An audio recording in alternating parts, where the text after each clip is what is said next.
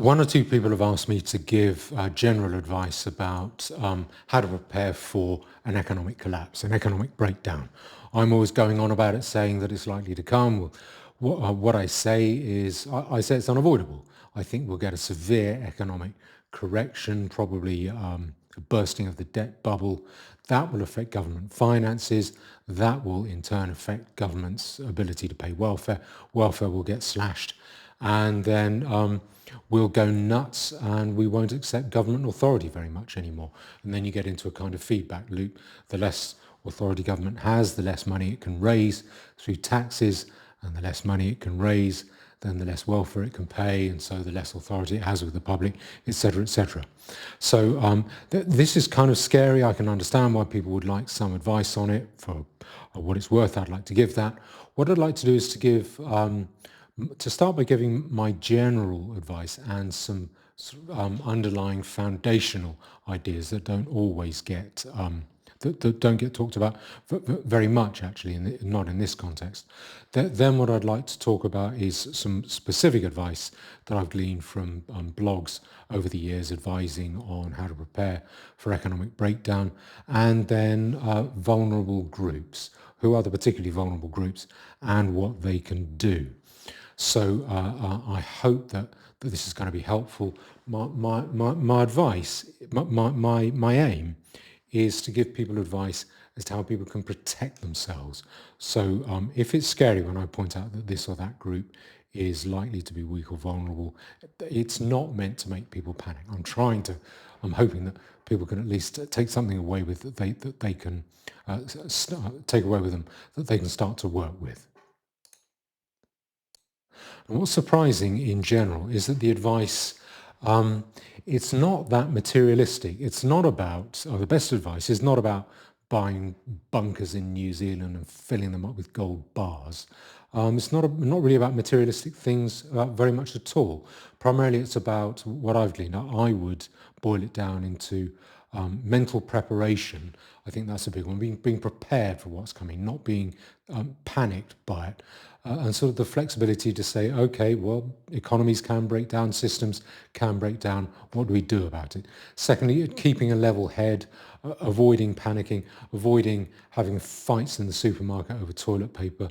Thirdly, situational awareness, particularly as regards crime. Being able to look at, to analyze realistic threats. And those threats tend to be primarily crime, because crime balloons, it mushrooms if state authority recedes, and also things like how to stay out of trouble, and finally being able to act, being able to decide to decide what you're going to do and then to do it. So not to be passive. Now, very little of this is the macho survivalist advice. I don't think that's all that useful. It tends to be a bit tedious, self-absorbed, and a bit just a bit macho. A lot of prepping advice, I think, is like that. Like, fill up your garage with a load of bottled water and 3 years supply of canned food. That's not to say I think it probably is a good idea to have more food, perhaps just by filling up your cupboards a bit more, or putting some tins under the baseboards in your kitchen. So that if you fill up your cupboards, if you have a month's worth of food, or food enough, about enough to keep you alive for about a month in your cupboards, and you can rotate through it, then it doesn't go off. You're not really spending any more money because you'll be eating that food. So I think that it's a good idea to do that. But try and avoid the macho prepper, or the macho prepper. He's likely to go out and spend $1,000 on a fancy prepper's watch that has God knows what functions on it, and then he'll go for a day trip to London wearing it, and he'll get stabbed to death because he's not that realistic. He's more into playing the role. Now, what is my advice? Well, my main advice, my main specific advice, the specific thing that you can do to protect yourself in a situation like that, I think, is to find a legal system, law, that you can submit yourself to. So not the legal protection of some gang lord, a warlord, or a theocrat, or a rogue colonel. They can't provide law very well. They can provide order through fear, but they can't provide the kind of law that keeps you safe among your neighbours and that enables complex commerce to be carried out. That requires quite a fine legal touch, which gangster authorities don't have. What you're going to need is a good, transparent, detailed legal code. I've got one. It's very rough, very ready, and but it's enough to enable me to rent some custard-faced pederast of a judge in his horsehair wig and kick him in the arse to apply it, to make sure that, that the law can be applied. If things break down, I'm going to tout that around like a whore because I think it will benefit people. I doubt it'll make a lot of money because there's no copyright in it, but I'm going to tout it around, and that's what you will need, because if you're able to submit yourself to law and the protection of law, you are likely to be on the winning side, on the side that prevails, because you'll be able to live with people safely and you'll be able to trade and make a living and be employed and have a bank account and a credit card, or all those kinds of things. And something that I'll say over and over is, if the state falls over and takes its corrupting fingers out of the pie, so long as you still have law standing, the economy will get up again faster than you can starve. So that kills a lot of your worries. Okay. Also, I think that there is general advice that I would give for a situation of collapse, sort of foundational advice. And there are three things that I would advise. And these are things that I think are useful for the stressful circumstances that you find yourself in if society breaks down. And they're quite unlikely things. I think the first thing is to maintain good relations with your neighbours. Try and forego the urge to have a dispute with the people who live immediately next door to you.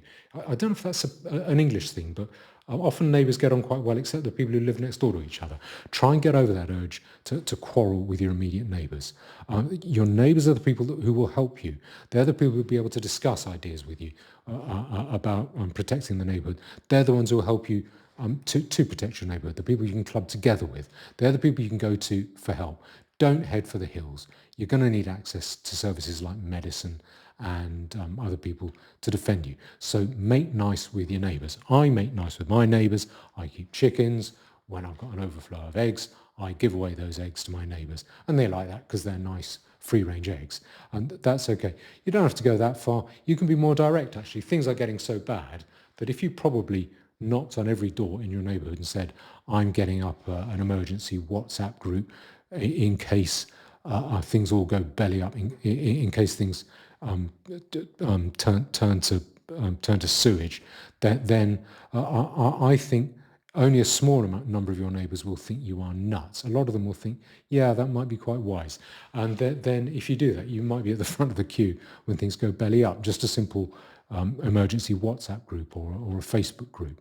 So try and cultivate good relationships with your neighbours, and make them good enough that you can discuss these issues with them, and not in the tough guy macho way. The second thing that I think is necessary is, or advisable, is to try and cultivate close, loving relationships with the people immediately around you, your husband or wife, your children, your immediate family, because that will have, I think that will have a stabilising effect on your mind, on your emotions. It creates motivation, the ability to thrash things out with someone close to you, and a kind of teamwork, a shared motivation, but primarily that stabilizing potential. That's really valuable in a situation like that. And I would define it, or if you, as I do, if you define love as the wish to give happiness or take away misery, to give happiness to or take away misery from another, you can see how that works, why that would matter. So if you've got a bad relationship with your spouse, try and repair it, or else maybe just dissolve it early. But and you're better working on that now, whilst this time. Try and sort that out before before there is some kind of collapse. And the third thing I think is more speculative, I think is very valuable, it'll seem strange, and that is to try and cultivate some kind of philosophical, psycho-spiritual or religious discipline that you can stick to, or something. And I think some philosophical discipline that's near a religion because in its rigor, and try and practice that as a discipline.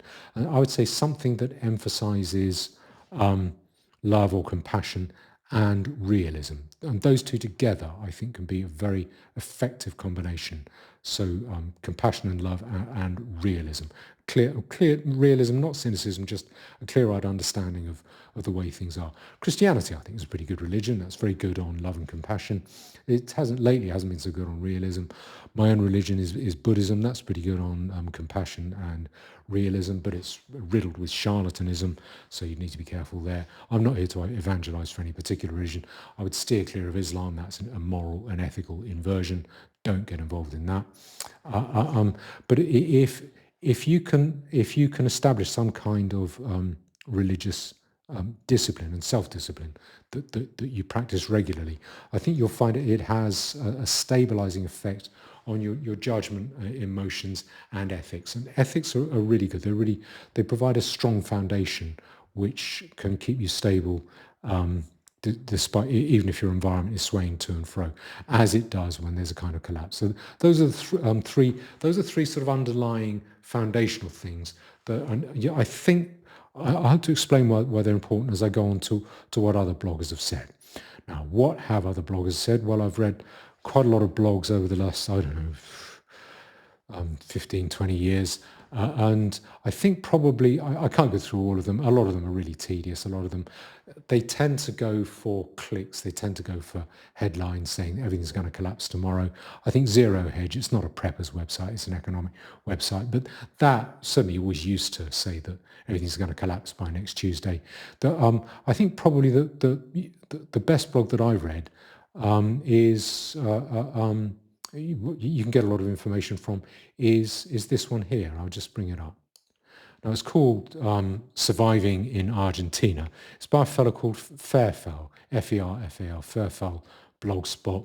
And his line was that he is from Argentina. He lived through a string of economic and financial collapses in Argentina where the government would collapse. And so he knew all about it. And then I think he came to Spain, eventually settled in Northern Ireland.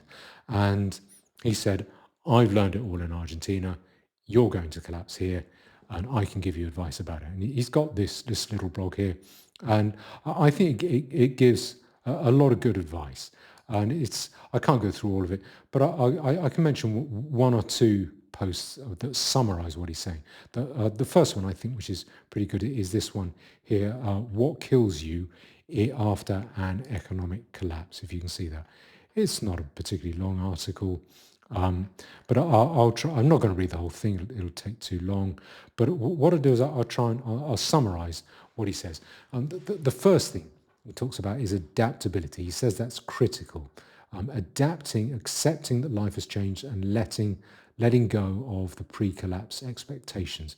Because if you can do that, that will prevent despair and inaction. The analogy that I would draw is in disaster situations, you might get a plane catches fire on the runway and fills up with smoke that kills everyone on the plane, or a ferry sinks in the harbour, and hold on, bear with me. Let me get rid of this whilst I'm talking. A ferry sinks in the harbour, and what you often find in those situations is half the people who die are still sitting in their allotted assigned seats, some of them with the seatbelts still attached, just inhaling in all the black smoke and just going to the bottom of the harbour and drowning, because people can't adjust to the immediate new reality. There's a problem here, there's a disaster here, and you've got to get up and get out somehow. And what we have particularly, I think, at the moment is a sense of irrational impermanence. I hear it time and again, people saying, no, the state can never collapse. The state authority will never collapse. It just won't do it. I can't. And when I ask why, this, I can't see it. I just can't see it going away. And if you think that state of mind is bad, then you should listen to the response I get when I say that the welfare state is going to break down.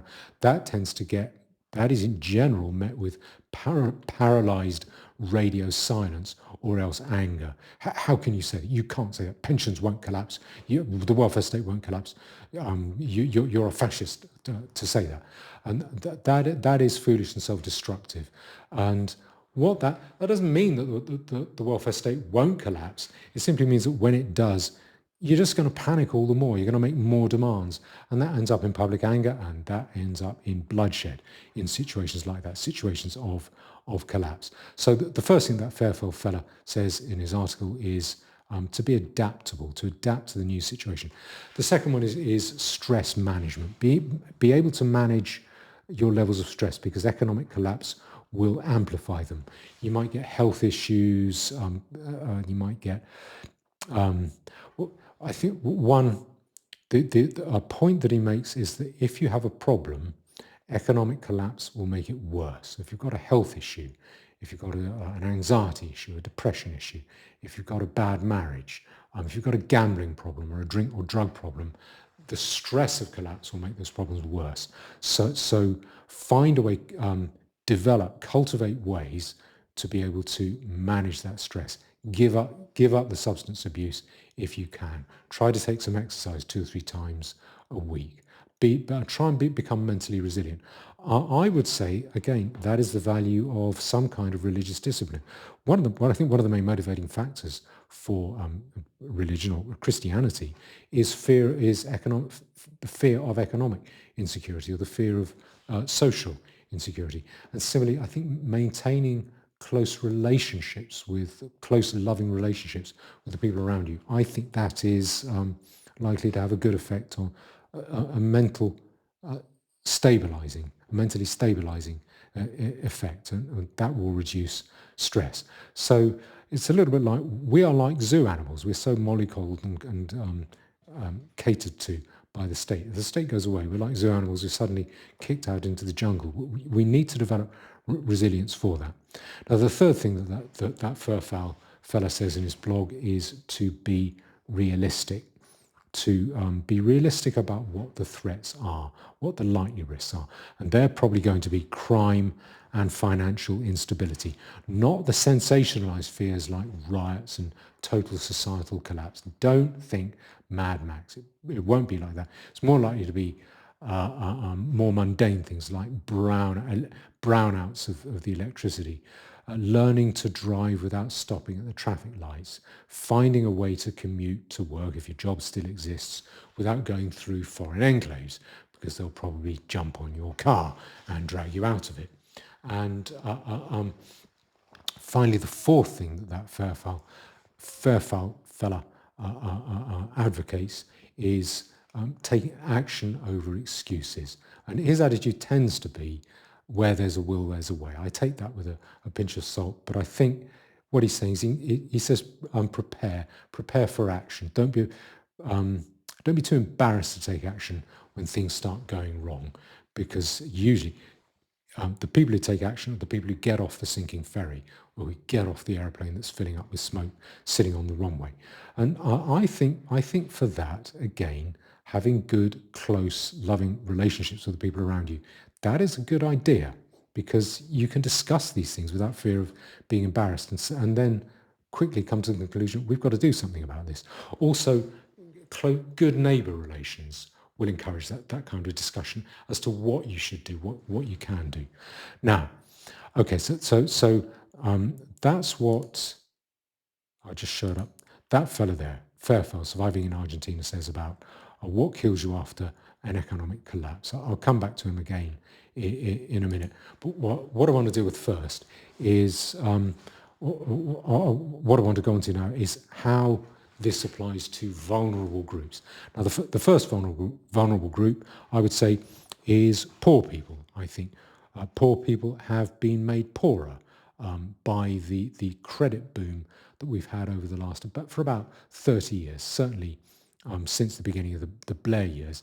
By credit boom, I mean central banks making money readily available and lending it and keeping interest rates as low as they can.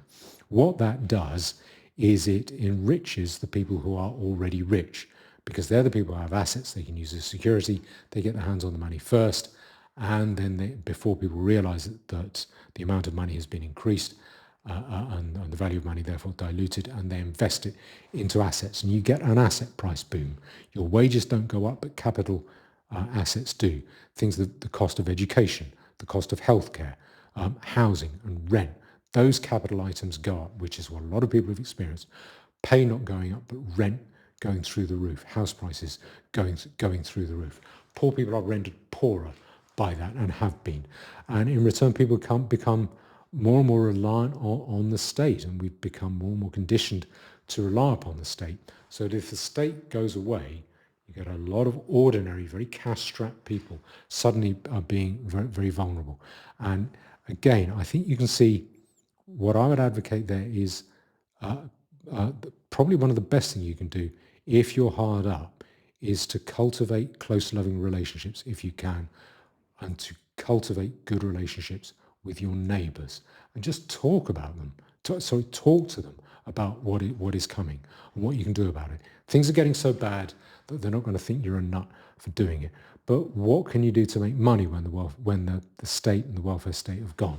Well, what this is, if I go to another article that this Fairfeld fella came up with, it is here, that article, Making Money During the Crisis. He goes through 5 business ideas. I don't know if you can read this, but the first one he says is, if public schools go, he says, well, set yourself up as a teacher. Set up just a little private village school where people bring in, I don't know, 20, each pupil brings in 10 quid a day, or 20 quid, whatever you're going to charge.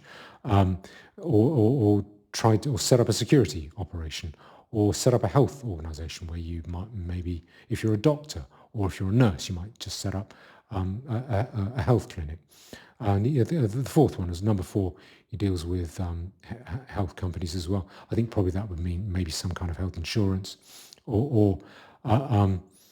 then he says, well, you can, if petrol prices go up, you can set up a transport operation yourself. So his basic advice, let me just switch that off. His basic advice, the summary of his advice, is to diversify and adapt into things that make money after a crisis. So security is something that people need, because when the state goes away and the police goes away, when the police go away, crime mushrooms, and people need security. So you might paint a little jam sandwich stripe around your car, and put a couple of dash cams on your car, and do patrols around the neighbourhood each night, and get paid to do that. And that's one way you can impose security. And criminals do not like being on camera. And if the state goes away, they can be quite worried about it, because they don't know what's going to happen to them if we're in an organised neighbourhood. Or you might organise transport. People might be worried about driving to work because they don't know if they're going to get carjacked. Well, you could organise some kind of minibus service with someone on board who's carrying a weapon, and that people will pay for that. I would in a situation like that. The other general advice he gives is to try and build on your existing skills. So if you're a nurse, you could set up a little health clinic. Or let's say you work for a local authority, and your local authority job is gone. You might find that actually you've got plenty of education, you've had the spare time to educate yourself. You could set up a little school, because you know how to teach children. You have the ability to teach children to read, write, and add up. And also, finally, talks about being pragmatic. Avoid an isolated retreat. Don't head for the hills. Be self-reliant without isolation. So that's general advice that he gives, that Fairfeld fellow gives here in that blog post, Making Money During a Crisis. The good news is you might not have to survive for that long, because once the state gets its contaminating fingers out of the pie, the economy recovers very fast, as I say, faster than you can starve. Now, the next vulnerable group, I think, is old people. And old people are vulnerable because, in fact, it's not all boomer cruises for old people. The bulk of people living on a pension are working class people, and that's all they've got, their state pension. That is not easy. Most old people are poor. They haven't ridden the asset boom. The ones who have had money to ride the asset boom, those people might find themselves high and dry if you get a house price crash, if their private pensions just disappear, if state pensions go. I think people who thought they were really set for the rest of their lives and really wealthy could find themselves with nothing. I think that might be a problem because a lot of older people have been really good at using political pressure on government to get a triple lock on the pension and various other benefits because older people tend to vote more. Tony Blair called retirees Rottweilers on speed. They were so good at pressurising government, and I think older people probably have applied excessive, improper pressure on the state. That if the state goes away, that reverses itself because when voting goes away, older people have very little power because older people can't riot. And I think that could be a particular problem because if you have the hostility that I think has developed from younger generations who can't go on the boomer cruises and can't get on the property ladder because the asset boom has priced them out. The asset boom that older people have ridden has priced out younger generations. I can see there being precious little sympathy for older people. Quite unfair, given that most older people are really, working class older people are really very poor.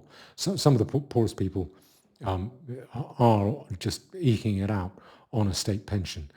What can you do? Older people, I think, the best thing, again, cultivate close relationships, loving relationships with people immediately around you, immediate family, children, grandchildren, or your spouse. Try and get good relations with your neighbours. And another thing you can find is if you're older, people won't give you a job, but they'll jump to buy something from you because they'll tend to trust you. So you could be the wise old geezer who goes around and sets up the neighbourhood alert team and or does something to organise the security patrol. Again, putting you at the front of the queue if there are problems, and also making you popular with your neighbours. That you could do that. You don't just have to sit back and be passive.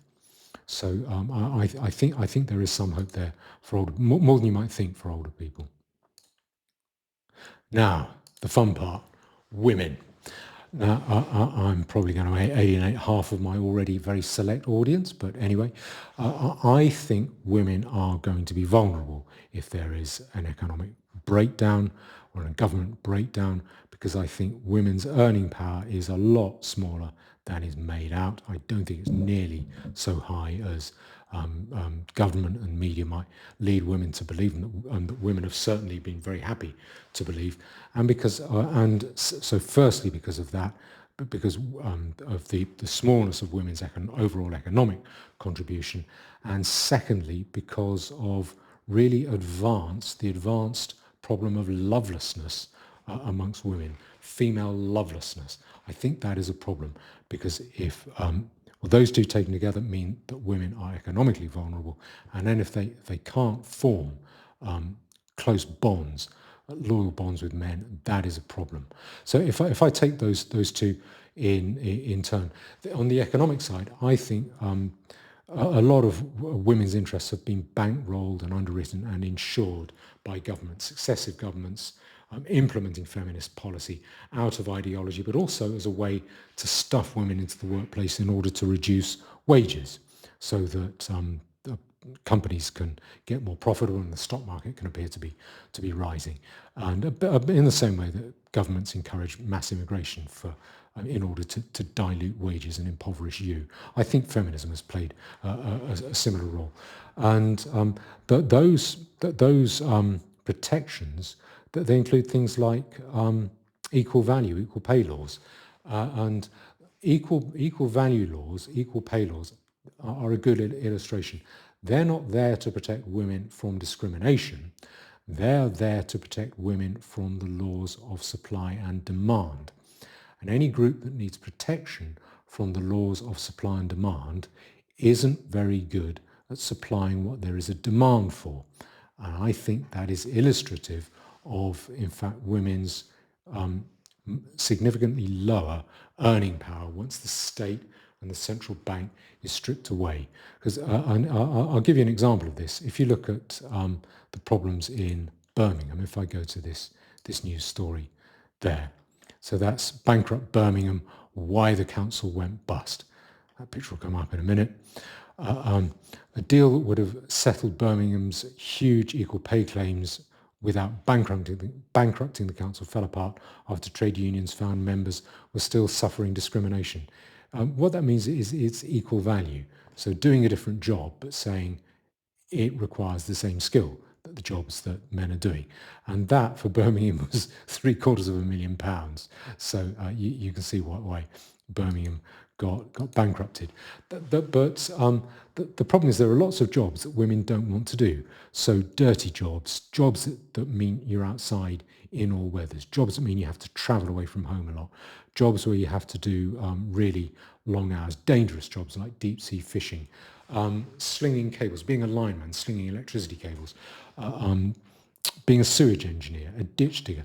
There are all these jobs, or painting gasworks. These are jobs or farming that women tend not to want to do, and so women will cluster around certain softer jobs, and that means there's an oversupply of women for those jobs. So supply and demand means their wages are going to be lower. And that was the case within Birmingham. Those women weren't forced to go into those jobs. They negotiated their wages and took them on voluntarily. It was simply found that supply and demand was operating against them. So the law intervened to give them more money. And that has bankrupted Birmingham Council. Now there'll be fewer jobs for everyone, including women. It's stupid, but that is the nature of pro-feminist legislation. And if you get the government breaking down, that kind of legislation disappears overnight. It's gone. It doesn't get enforced. And what also disappears is government jobs, because government goes away, working for the government ceases to be paid. Those government jobs go away. Also, more subtly, what tends to happen is jobs that depend on the credit boom, those jobs tend to go away. And those tend to provide the softer, indoor, safer, stationary jobs in one place, reasonably close to home, that women are comfortable taking.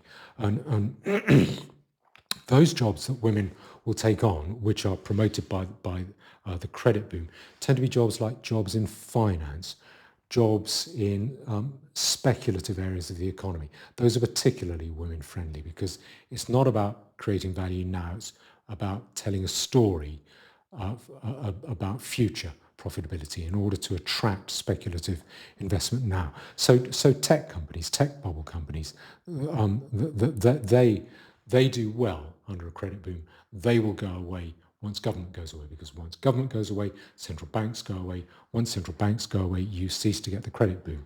But by the credit boom, I mean central banks making money available for businesses to borrow, banks and businesses to borrow at low rates of interest. And also something else that the credit boom encourages is high levels of consumption. And the way that works is if the interest rate is lower than inflation, it is cheaper for you to borrow the money to buy something now, and then you can enjoy it from today, than it is to forego the pleasure for a year to save up and then buy it in a year's time. Because in a year's time, the price will have gone up. The price will have gone up more than the interest you pay if you borrow the money to buy it now. And that, when you have low interest rates, that it inculcates habits of consumption. You can see this with food. There's low-grade food everywhere, high consumption, low-grade food everywhere. With music as well, that it's difficult to escape music in a public place, and that music is all bad. And that's what happens under a credit boom. You get those habits of low-grade but frequent high-volume consumption. And jobs that deal purely in consumption, just slinging goods, Those are jobs that women are prepared. Those tend to be softer jobs. They're easy. They're not the dirty, hard struggle to create value. They're about putting goods on the conveyor belt. And those tend to be high consumption jobs, tend to be women-friendly jobs. And those jobs go when the state collapses. If I give you an example of this, there's a video that Paul Joseph Watson did recently. I'll just see if I can bring it up or bring up a picture of it now. I'm not gonna play it, but that's the problem with women. You can look it up on his website. It is quite funny. He's basically dealing with female employment, which is being called he calls daycare for women or adult daycare for women.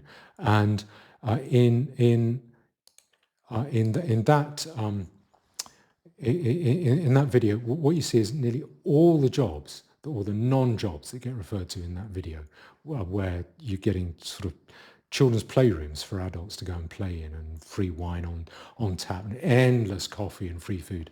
Those jobs, they're either in finance or they're in speculative tech, so Google, Twitter, Meta, or they're in high consumption areas of employment.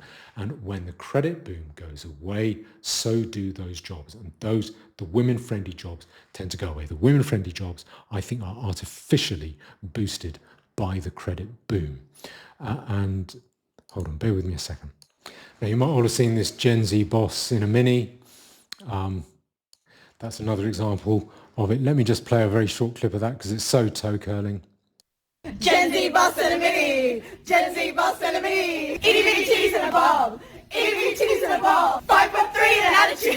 Okay, that's enough of that. My point is, whenever you see these sort of strange non-jobs, these jobs where everyone stands around making TikTok videos, these non-jobs that women do, they're always jobs that are either for the state or boosted by the state via the credit boom. And I think this is no exception. So this company, where these women are making their silly TikTok video, and they did a follow-up as well. From this website, TrackXN, I think it tracks companies. It's about this, they're called TBH, I suppose, to be honest, skincare. They've raised £450,000 in funding.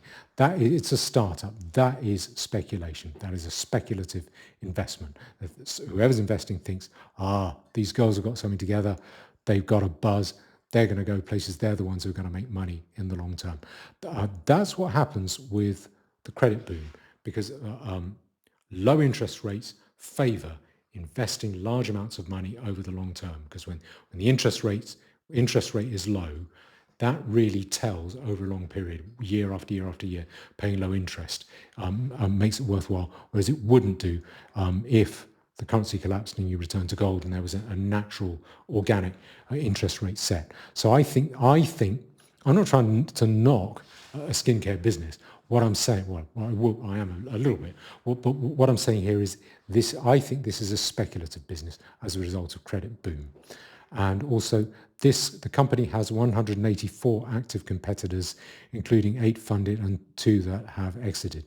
I have the impression that might be 184 in Australia, because those ones that are mentioned there, Frank Body Go-To and Ultraviolet, those seem to be Australian companies. So I don't think that Australia needs access to 184 skincare companies. I think that's because of habits of consumption. So it's not just about speculation, it's about consumption. This is the high consumption economy as well. And I think that has led these jobs, the jobs that these ladies here are enjoying and messing around in, those jobs are created by the credit boom. When the state goes away, the credit boom goes away, those jobs will go away. They won't be able to find 450 grand for a skincare company. And a lot of those, and people will suddenly find, I don't need to buy yet another brand of skincare products. That high consumption ethic passes very quickly once you return to a gold standard. I've been with my husband for almost 20. I don't want to play that. You see the same thing with this lady here. She got herself quite famous. I think 12.5 million views on TikTok, 1.3 million likes as well. Very popular lady. if you've got a strong stomach, it is amusing to watch her. She has a horrible voice. She's a bully. She's humiliating her husband in public, saying that she nearly divorced him because he failed to empty the trash one morning because he was rushing to get to work. His job is a job that creates value. He's a linesman, outdoors, in all weathers, doing something dangerous, something that's physically hard and creates value. Her job is as a mental load consultant. So, and well, again, my point is, wherever you look at these strange jobs people are doing, they are jobs that are there because of, I think, because of the credit boom and habits of speculation and consumption that the credit boom gives rise to. Now, if you look at let me just bring. If you look at what she's doing, that her website, that lady's website, there's a free mental load guide. She helps women to deal with mental load. If she's saying that she nearly divorced her husband because of nearly 20 years because he failed to empty the bin, that doesn't sound like she's the right person to advise you on mental load. What I'm saying is, I don't think that job creates any value. If anything, it seems to me it's destructive towards value by encouraging women to say, I'm not going to put up with this mental load anymore. And you can buy her audio course, and the audio course is $175. How to talk to your partner about mental load. I would give more than $175 not to have someone like that talk to me about mental load. I'm not married to that lady. Listening to her talk makes me want a divorce. So, but the point I'm making is that her hold on, let me just bring that up. Is that what she's offering, that is about high consumption. That's a high consumption job. She stays at home, nice soft job, not having to travel far, not doing anything out in all weathers, not doing anything dangerous. That is, again, another example of the jobs that women go for and that are encouraged by credit boom. Those jobs will go away if you get a societal and economic and civil breakdown, civil collapse. Yet again, you keep getting these examples time and time and time again. Credit boom creates soft jobs that women are happy with. Credit boom goes away, those jobs go away. I think women are not the earners that women have been told they are and have been only too happy to believe they are in general. The argument that's used against that is, look at universities, look at women in college. They're doing really well. They're outnumbering men in college. But college, again, modern going to university today, that is not about production, particularly with the subjects that women tend to favour a bit more than men. Those subjects are going to university is about consumption. It is not about production. I don't think it is a productive activity today in general. It is about consumption, going and having a good time. To the extent that there's education, it's about just enriching your mind because you want to. That is not about production. So I think that argument, that doesn't cut much ice. That doesn't show that women are more economically productive. Okay, my point here, what I'm trying to do to drive home the message is not to castigate women, but to say why I think women are going to be surprisingly vulnerable. And I think women need to come to terms with that and prepare for it. Because if you're not prepared for it, that can hit hard. Now, the other thing I talked about is what I think is modern habits of female lovelessness, which I think arises out of feminism being bankrolled, underwritten, and insured by government. And if I take the definition of feminism as being me want, I should get, if I like, I want, I should have, men give me, men, if I don't get, it's men's fault, give me, I want. That generally is, I've summarized feminism to you now. There's a whole load of loony, incomprehensible feminist literature, but when you sweep that aside, that's what you're left with. It's about, I want happiness for me. I want you to give me happiness. If you define love as the wish to give happiness to another, then you can see that those flow in the same directions. Those are antithetical. They are quite hostile to each other. And You might be able to say, well, you can have them in theory, maybe this or that aspect of feminism is supposed to be ethical, but in reality, it's like a river flowing in two directions. You don't see it. It generally doesn't happen. And so what I think has happened is that the feminist message has been swallowed whole by most women, so that women might not call themselves feminists, but they've swallowed the doctrine, so that even anti-feminists argue against feminism from a feminist perspective. That is damaging. I think it's going out of fashion now, not just feminism going out of fashion. I think women are going out of fashion. You ladies, I think you're going out of fashion. And maybe as simple as that, no more than the width of trouser leg. But I suspect you brung it on yourselves a bit, and you're now going to have to eat what you ordered. And I want to give I want to provide some evidence of what I'm saying, because what I'm saying is provocative. Now, this is an index of female lovelessness. This is a study from OkCupid, this dating website. Women say 80% of men are below average. So 80% of men are below average. And this has been reported. You can just Google for that headline. You get a number of articles. I'll just read the first line. A study by dating app OkCupid found that women find 80% of men unattractive or below average. That is not women having high standards. That is not women being choosy. That is women being loveless, just dismissing most men out of hand, and at best seeing men as infatuation delivery vehicles. So a selfish attitude towards men, and the data is quite startling. This is another index on female lovelessness. Rules of attraction, or modern female lovelessness. Rules of attraction, female perception of male self-representation in a dating app, i.e. how women rate men. So that was by the Asian Marketing Journal. I think it was done at an Asian university. So it's not directly applicable, but I think a lot of these habits are quite global. I'm not going to go through the fine print of all this study. I'll just show you a summary of what it said here. This is on ResearchGate.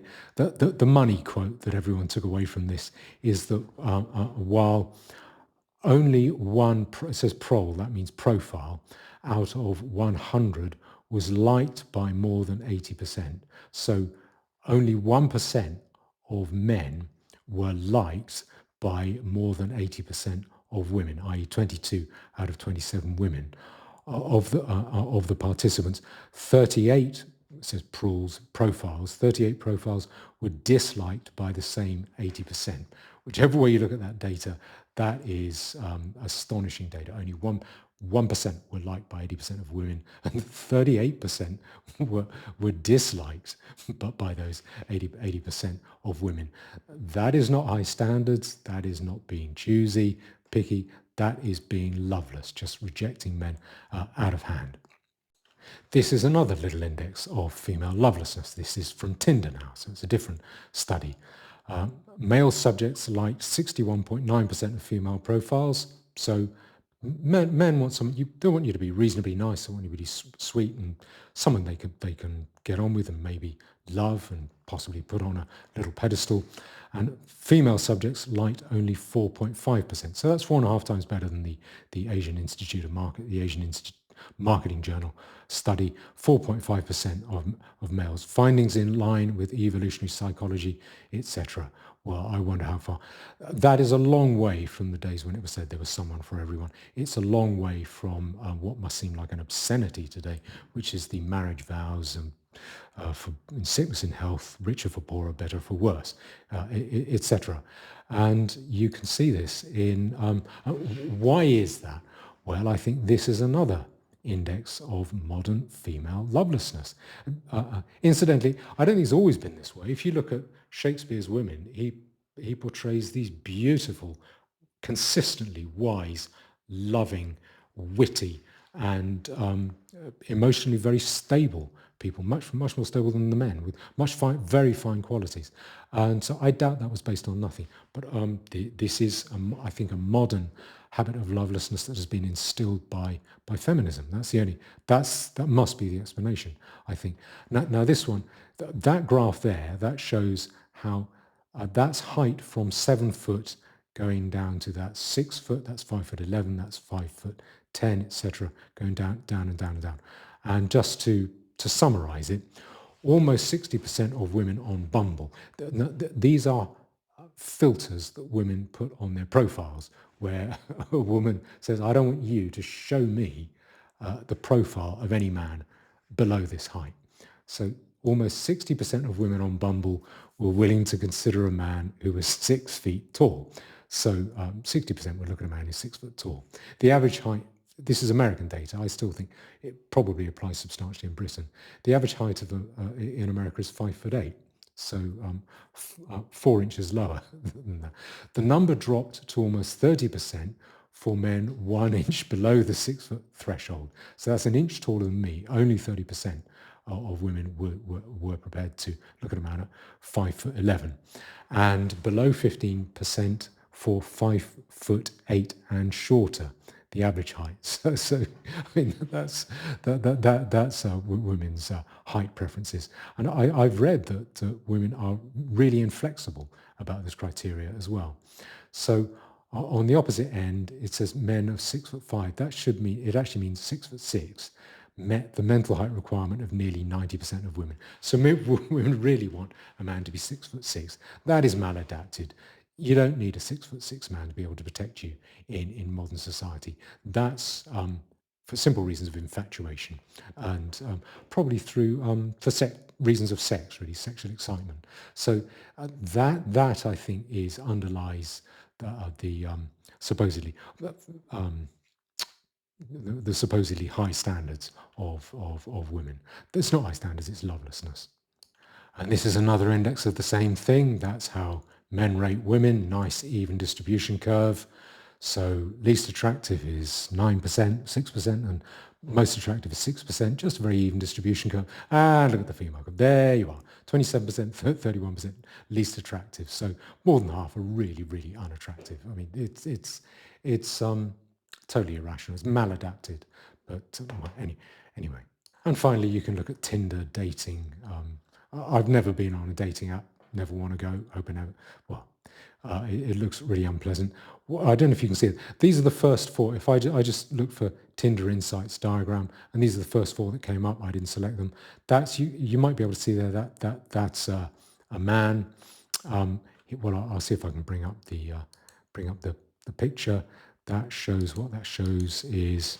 Let me bring it up. So that fella, he's swiping right on about half of the profiles he looks at. Then when you look at the next couple of the next ones are women, so I'll just go on to those. Hold on.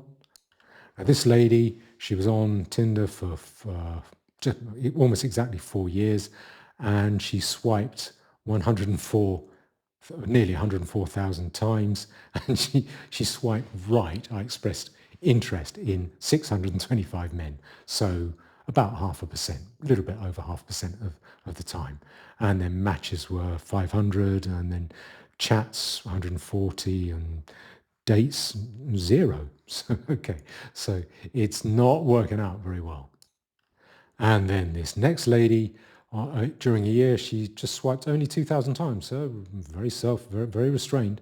And she, swiped right 25 times. So that's about 1% of the time. 19 matches, 9 chats, and 2 dates. Okay.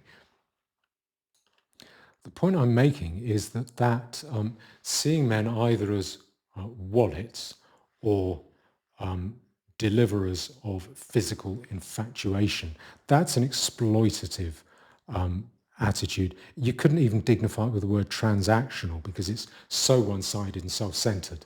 But the word I would use is loveless. It's transactional and it's unfair transactional. That does not work. And I think that is bad strategy for women going forward if there is a breakdown, as I think there's likely to be. And what some men are reacting to that in pretty bad ways. And I think it is, the reason I think it's a male reaction is that in general, men, that nice even distribution curve of male attraction towards women, I think that suggests that it's the problem begins with female attitudes towards men, and men are reacting to it badly, I think, or some men are reacting to it badly by fighting fire with fire. So you get a tendency among men, you see it on Twitter, to mark women out of 10, or she's a 6, she's a 5, she's a 3, etc. Or to call women mids, or oh, she's a mid, she's a mid. Always insulting women that way, or focusing on body count or sexual market value, terms like sexual market value. That I think that is almost like a way to hit back with similarly unfeeling language, or at its real nadir, to give likes and attention to foul individuals like Andrew Tate. But I think that probably isn't the widespread attitude amongst men. I think the widespread attitude amongst men is this. That is here. This is men stepping back. It's not widespread. I'd say that the growing attitude amongst men is a sense of not being able to win, so stepping back from the dating market. So that Pew survey there, if you can see that Pew survey, what they found is that 50% of single men in America, and that's America, were uninterested in dating or relationships. So that's romantic relationships or casual relationships, one-night stands.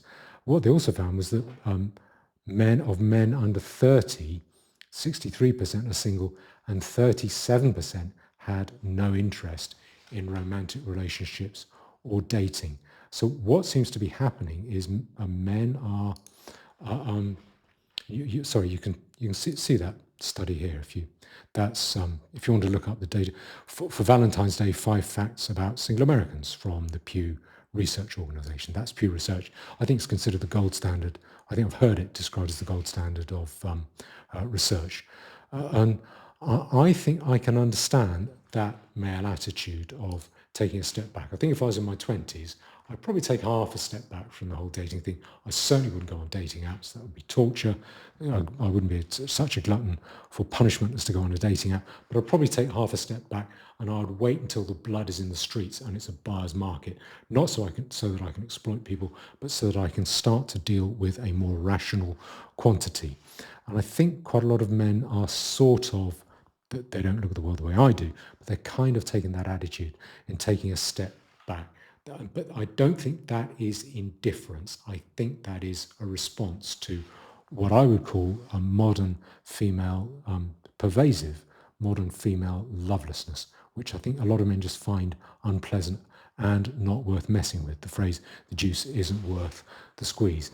I suspect what may be happening is, what I sense might be happening is a slight disgust response by growing amongst some men towards women. That is dangerous. I do not think that is a good thing. A disgust response can cause a lot of harm. You're more likely to kill people in a group that you are disgusted with than you are in a group that you hate. Disgust it's quite a dangerous emotion, and it's been very common throughout history. I mean, it manifests itself through disgust at the birth canal, the reproductive cycle, or the idea of women's sexual pleasure, and it can be very dangerous, violent and oppressive. That is not a good thing to develop. I hope that doesn't. If you have that in conjunction with state collapse, that could be really bad news. What I think underlies it is a kind of sense, a sort of generalized sense amongst a lot of women that, amongst a lot of men, that women are not really on their side, that women are kind of loveless and selfishly, unfairly transactional, perhaps a bit hostile. That risks leaving women high and dry if I'm right that their earning capacity is going to be revealed to be a lot lower than we think it is once the state falls over and once the credit boom ends. And the bottom line is, I think that women are likely in those circumstances to need devoted relationships with a provider and a providing and protecting male. And for that, I think that requires a loving bond. and I think that might be hard under current circumstances. My purpose is not to castigate women. I appreciate there'll be plenty of comments, well, I hope there'll be a few comments saying that I'm trying to castigate women, to give women a hard time there. It's I'm what I'm hoping to do is to point out a problem that I think is arising, that women, I suspect, are not aware of, and to say prepare for it, and to suggest how women can prepare for it. I've got no illusions about me moving the needle on social habits, but I think it's possible that one or two smart women might say, I don't like him, I don't like what he's saying, but the pile of evidence he's come up with, that stacks up, so I'll file it in the back of my head for later, and I'll look at it later and mull it over. And those one or two women might be able to do something that actually saves themselves. If there is no reason not to do this, or any of the things I've suggested, there is no reason not to do these things. And so if a woman develops the ability to form a close, mutually loving bond with a man that is beneficial to a woman, developing that, there is no reason not to develop that ability. The reason I think it will be tough is because after a century of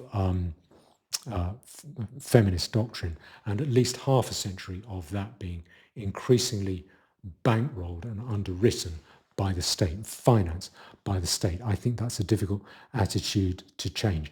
I come back to what I said earlier about some philosophical or psychospiritual or religious discipline.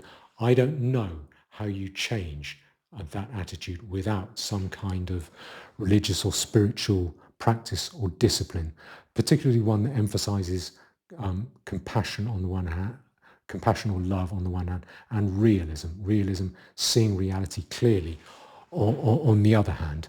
And I think that's a powerful combination, compassion and realism. I think that is an effective, those are effective habits to develop. And the effect, I think, and that's what I would advocate for women, because developing, if you are loveless, reversing that, you first need to understand why to reverse that. If it doesn't occur to you to want, if you're quite happy being loveless, it's very difficult to see why you should be any different.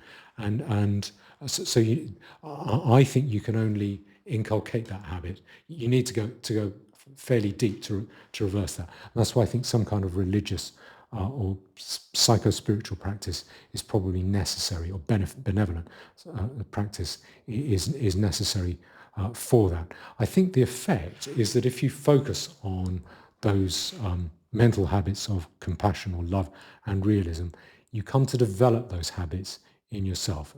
And when you do that, you then come to value those habits in other people's attitudes towards you. So that and that then makes it a lot easier to develop those close bonds, loving bonds. And gradually, the bad boy who he's 6'3" and he's got a shiny car, maybe a stint in prison a few years ago, and maybe a stint in rehab just to make him exciting, perhaps a slight crackle of violence just to make him seem tough and manly and infatuating.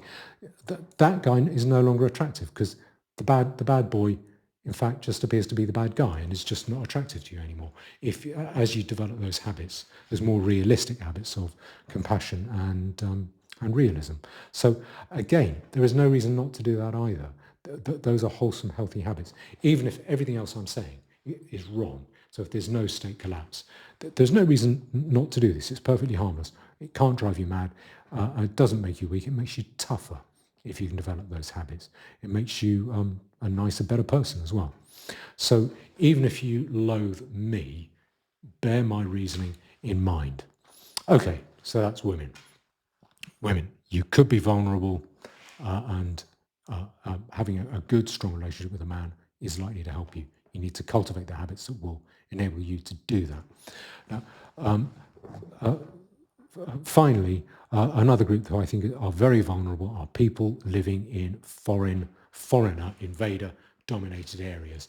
Anywhere where whites are a minority, where it looks like they're going to be a minority in the next few years, particularly an area where one particular foreign group it dominates, is the biggest. Because if the state falls over and the welfare state falls over and the law recedes, society will separate hard along ethnic lines. Now, in white areas, what I think we'll see is what we already started to see in Ballymena. I think in England, we'll see what happened in Ballymena, but a bit more gently. So the knock on the door, you've got to go now. And if they don't go, a brick through the window. And if they really don't go, setting fire to the car. Enough just to get people out without bloodshed. But I think it'll be different for English people in foreigner-controlled areas. I think there they will get rid of people by spreading terror through killing. That is the method of Islam. That is the way that Hindu areas have dealt with Muslims. I think they'll probably deal with us in a similar way. That's what tends to happen in African countries. So if you are an English person in a foreigner-dominated area, when the state is gone, the economy has broken down, the welfare state is no longer there, you are in danger. So waste no time in looking at what you can do to get out of that area. Start looking now, start hunting. You don't have to move tomorrow, but start preparing yourself. Decide which area you might like to move to. What can you afford there? Where can you live? Take a worse place in an English area because, and you'll be glad that you did. Take a cheaper place, anything to be able to get out. Take a more expensive place. But that's people living in foreigner-controlled areas. I would not want to live in a foreigner-controlled area. All right. So just to conclude, to wrap up, what I'm saying, if you bear with me, what I'm saying is that my main message is it's not about stacking up gold bars. It's not about living in a castle somewhere remote. It's mainly about mindset. And I would say particularly it's about being aware of being aware of what's happening, being able to accept it, and being realistic about the circumstances around you. And also, I think it's about preparing your own psychological mindset to be able to develop close relationships with people, close bonds with the people immediately around you, immediate family, being able to prepare to cultivate good relations with your neighbours, and I think being able to fortify your own mindset, which I think a wholesome religion is quite a good way of dealing with some kind of philosophical discipline, is that is a good tool to accomplish that. I think these things will keep you alive. But the good side is that once the state takes its suffocating, contaminating influence away, things can get up fast. So what I hope is if the rupture that I think is going to come, if it comes, I hope we can all move on to a new system of law fast and get up and get going in prosperity and order and safety fast. Thank you.